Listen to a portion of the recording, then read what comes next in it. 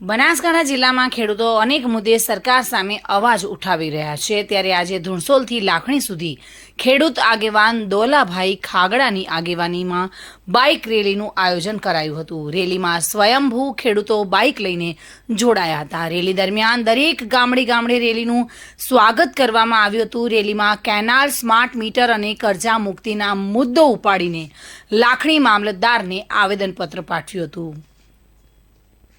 ધુણસોલથી લાખણી સુધી અલગ ખેડૂતોના મુદ્દાને લઈને બાઇક રેલીનું આયોજન કરાયું હતું અને મામલતદારને આવેદનપત્ર આપીને રસ્તામાં આવતા અનેક ગામડામાં આ રેલીનું ખેડૂતોએ ઉમળકાભેર સ્વાગત કર્યું હતું। રેલીમાં લાખણી, દિયોદર, થરાદ, ધાનેરા અને વાવના ખેડૂત આગેવાનો જોડાયા હતા અને સરકાર પર આકરા પ્રહાર કર્યા હતા। ખેડૂત આગેવાનોએ જણાવ્યું હતું કે બનાસકાંઠા લોકસભાનું પરિણામ એક ઉદાહરણ છે। જો સરકાર શાનમાં સમજીને ખેડૂતોની માંગણી નહીં સ્વીકારે તો બનાસકાંઠા જિલ્લો સરકારની સામે હંમેશા રહેશે અને એમાં કોઈ જ નવાઈ નથી। આજે ખાસ કરીને બનાસકાંઠા જિલ્લાની અંદર જે તમામ ખેડૂતો દ્વારા લાખણી મામલતદાર કચેરીને આવેદનપત્ર અહીંયા મામલતદારને આપવાનો હતો અને એ મુખ્યમંત્રી સંબોધીને આપવાનો હતો કે અહીંયા બનાસકાંઠો જિલ્લો જે આંતરિયાળ વિસ્તાર સાથે સાથે આખા ગુજરાતના જે ખેડૂતોની અત્યારની પરિસ્થિતિ જોઈએ કે પૂરતા ભાવ ન મળવાના લીધે ખેડૂત દિન પ્રતિદિન દેવા તળે દબાઈ ગયો છે।